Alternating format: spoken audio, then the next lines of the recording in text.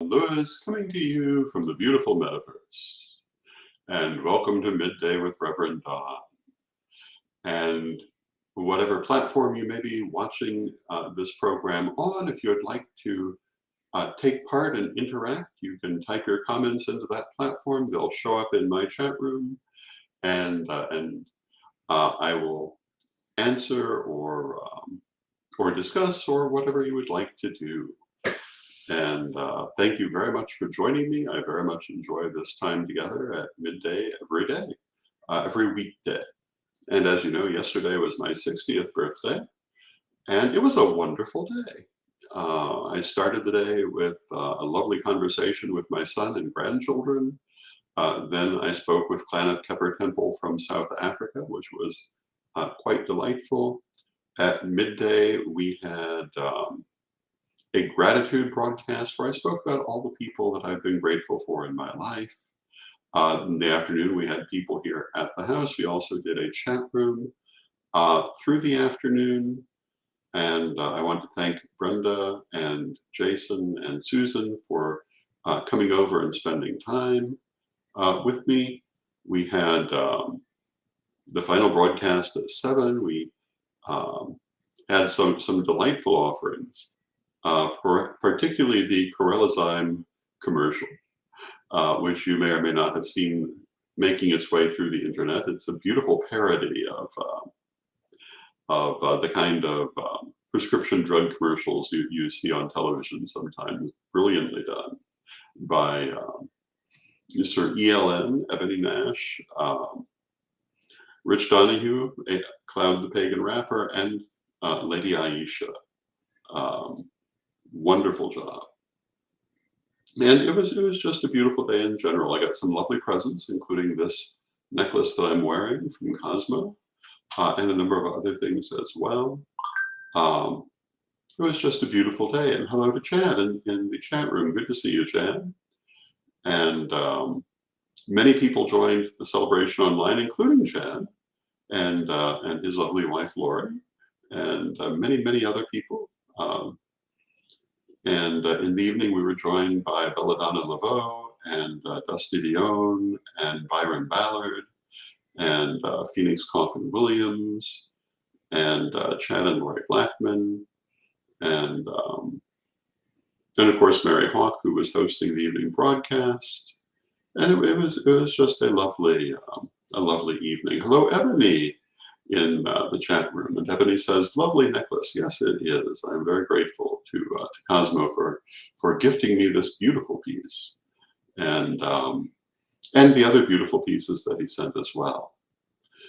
Interestingly, when we went to open the gifts, the first one turned out not to be a gift, but it turned out to be this, which is a gift in its own way. The 5 Mystic Secrets Multilingual Edition, available from CorellianPublishing.com.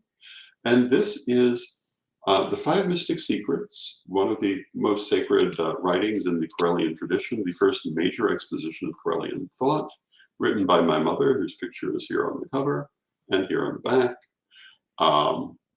It was written under the pseudonym of Elizabeth Greenwood, but of course her actual name was Leveda Lewis Highcorrell, which you see here.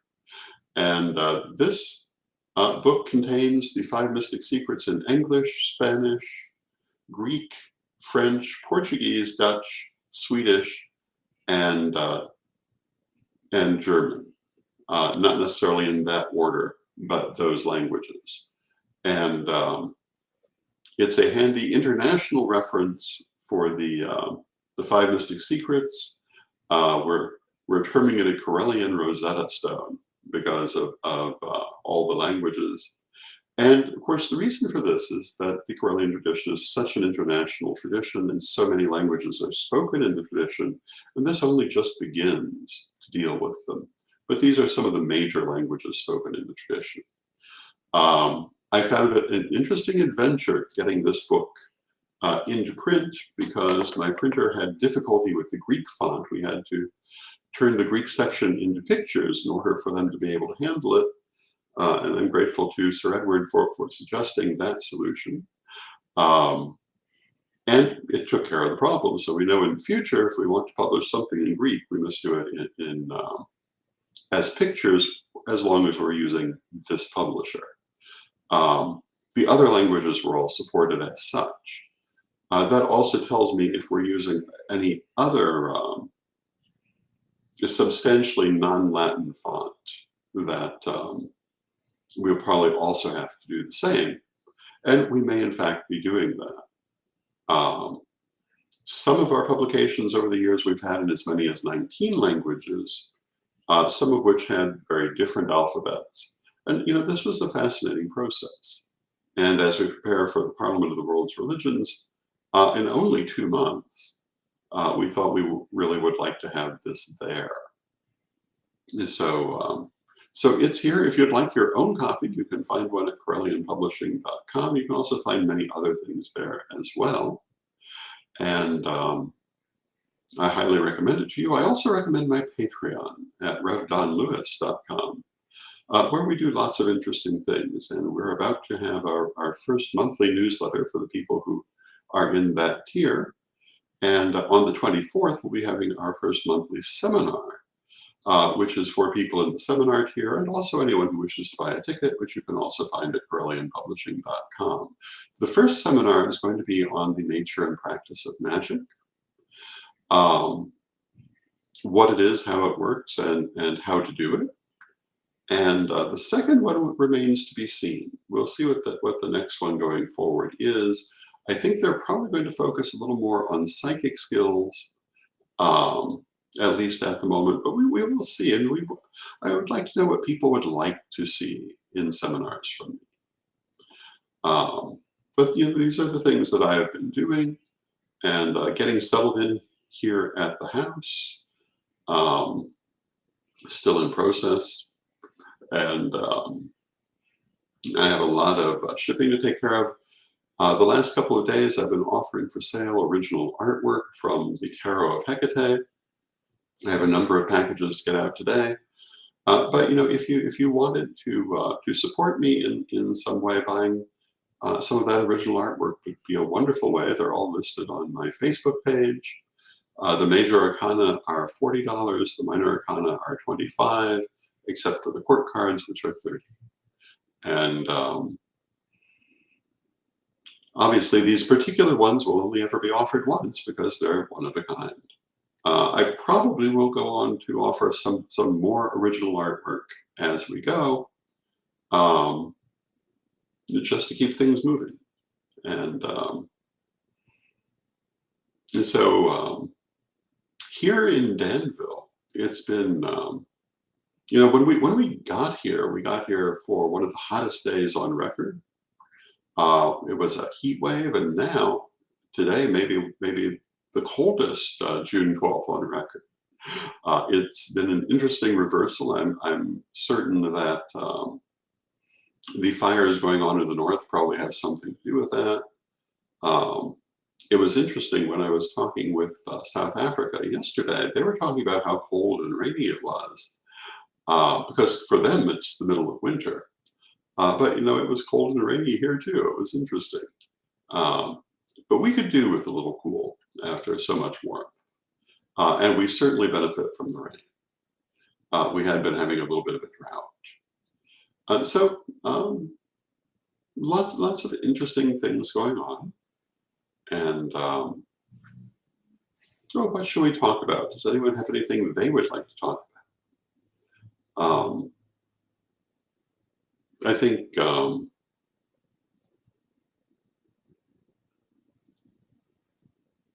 and Ebony says, Lord knows, if you have anything music related, I would love to check out some of that original artwork. What got you started in art and painting, etc.? My father got me started. I think I was probably around 3 years old, and he encouraged me to start drawing. As with many things, he got me started, but it was not something we could do together because he was too narrow in his view of how to proceed. And he tried, I think, very hard to teach me to draw from sight.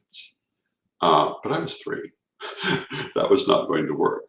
Um, I learned to draw from my imagination, from visualization. But he definitely got me started, and his resources were extraordinarily useful. My father had trained to be a commercial artist in um, the late 1940s, possibly the early 1950s, and he had the full set of books. I think I have one of them today. I wish I had that full set of books. It was an excellent set of books, but I lost them many years ago. But there is at least one that I still have. And he studied with the profession.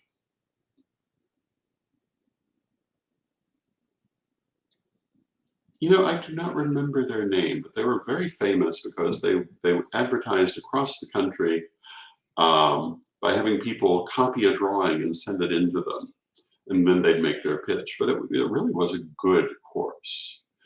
And I learned a tremendous, I learned more from that than from any formal study I ever later engaged in. Not to say I learned nothing from those formal studies, but working myself with those books and other inspirations, some of the earliest books I received were art books. And, you know, I definitely am something of an autodidact. Um, One of the first books, well, the first books on artwork that I received were of two types. There were two very large coffee table books, one of which was the history of Japanese artwork, which was one of the major influences on my style and my taste. The other was the history of Spanish artwork, which played no particular role in either my style or my taste. Um, Although I have a greater appreciation for it now, particularly certain Spanish artists, but it was the Japanese that caught my imagination at the time. The other was a series of museum guidebooks. I don't even know where they came from, although at least one or two came from an actual museum. But I think the others were collected perhaps from yard sales and places where they actually came from other people's travels. But there was a good 15 of them, focusing on famous artists. That was a huge influence on me as well, particularly Botticelli. Of all of them, Botticelli was probably the one that I resonated with the most in those little books. And they were, I mean, they were little souvenir books, but they were also very serious examinations of these different artists. There was also one on Giotto that I think had an effect on me. Some on the Renaissance in general.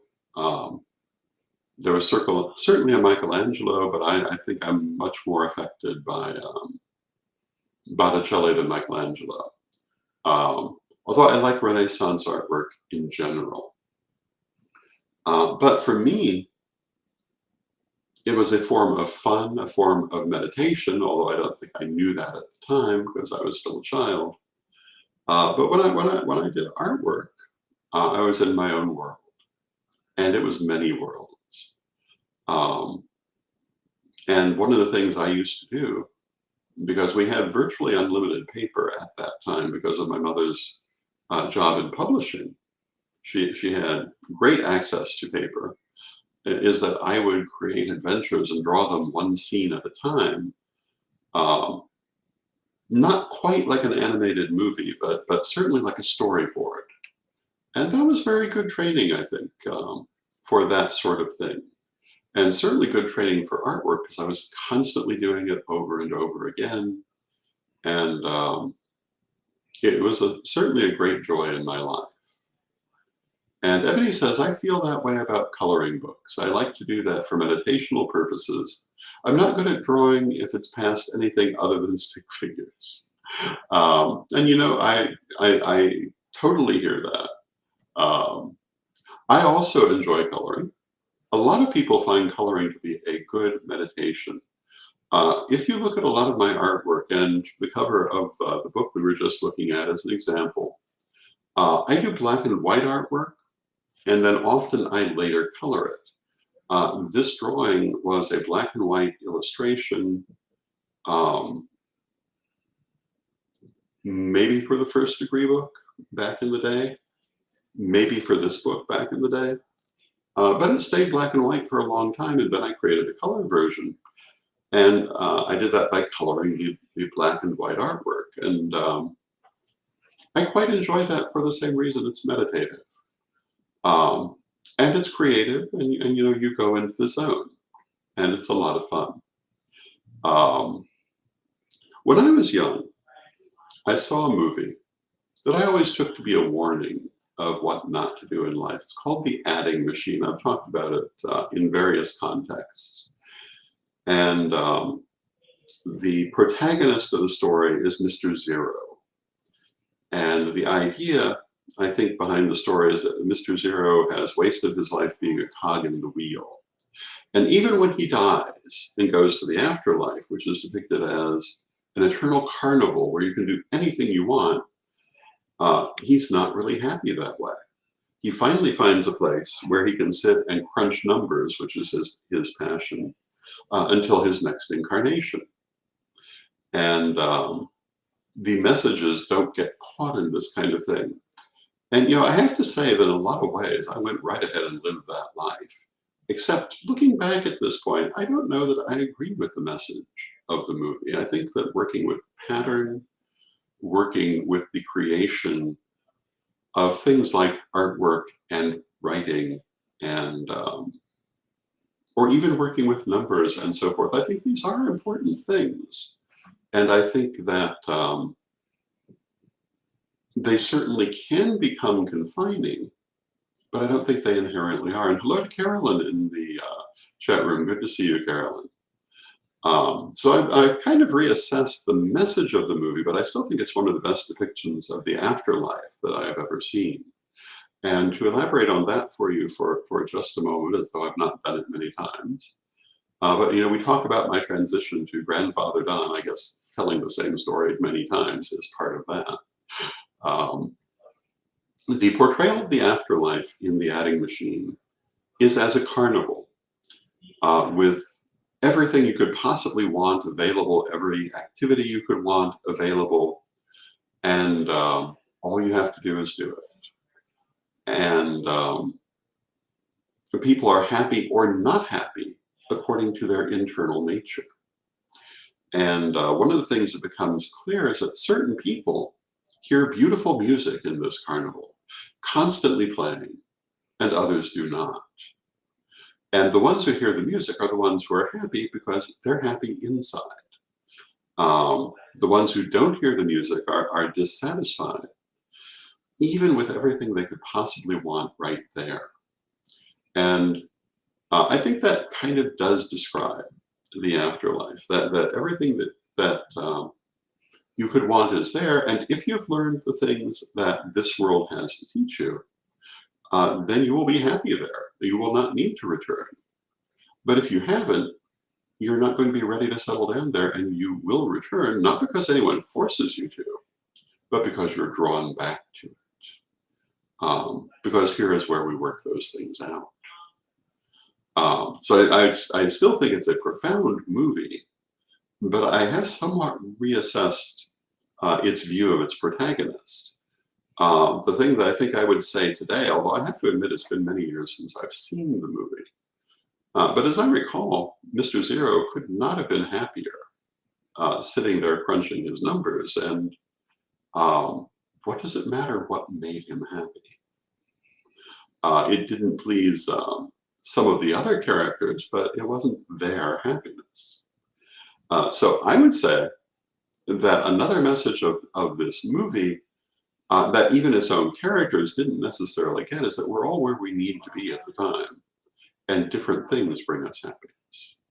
The other interesting thing about The Adding Machine is that another one of the stars is Phyllis Diller, a fascinating person who didn't star in a lot of films, although she had a heck of a career. And you know, on Instagram, I've been following a channel which I want to say is called Impersonating Phyllis. I could be mistaken, but it is run by a Phyllis Diller impersonator. But the majority of the channel are clips of Phyllis Diller herself talking about her philosophy of life, which is very, very deep. and also examples of her comedy and her philosophy of comedy. But in the subject of her philosophy of life, um, she was a great believer in the power of love and um, in the idea that the heavy, difficult things have enough attention. And this was why she loved to make people laugh, to take their mind off of those heavy, difficult things. And I'm very struck by that philosophy. Um, and she was also a great believer in self-care. Those of you who are my age, and in fact, you might have to be my age to remember Phyllis Diller, I don't know. Um, I mean, she has been in spirit for some years, but back in the day, she was a leading comedian and a huge influence on other women in that business. But she started in part because she had um, a face that was not conventionally attractive. And later, she made it a point to have plastic surgery because it became widely available, and she felt, why not? And she became a huge exponent for the idea that if you would be a little happier with a different nose, get a different nose. Embrace the happiness. And I think that was a lot of her message to the world. And Carolyn says she was wonderful. Yes, she was. And hello to Mary in the chat room. Good to see you, Mary. I think that people like Phyllis Diller, who do focus on love and joy and happiness, add a great deal to the world. It's very easy to be concerned with all the big, heavy things.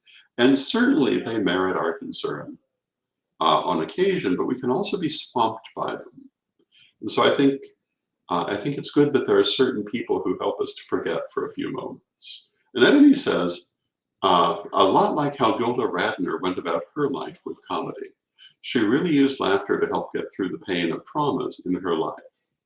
And yes, absolutely, that's true. And a lot of comedians, and I believe Phyllis Diller talked about this as well. Robin Williams talked about it.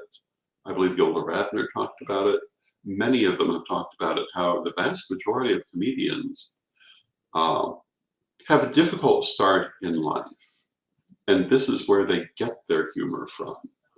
It begins as a defense mechanism that then transforms their life and brings joy to others.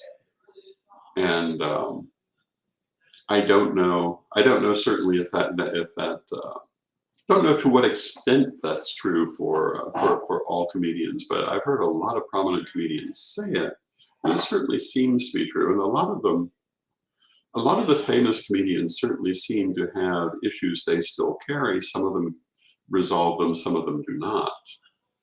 But it kind of stands to reason that this would be a method of self-healing, a method of because certainly humor and joy are a way of healing others, and so they would heal yourself as well. And I think it's one of the best ways of healing. And I think that so often we forget to do those things for ourselves. And Ebony, I don't know if you heard me talking at the start of the hour about Corellizyme, but that was a brilliant parody that you and Cloud and Aisha did. It was wonderfully done. And speaking of bringing joy and laughter, it definitely did. And the closing disclaimer was one of the best parts. And if you have not seen that, you will see it, I believe, on our platforms. You can see it on YouTube. It's making the rounds as it should. It was a wonderful birthday gift. And for many years, I've talked about the importance of the arts to the future of the pagan movement.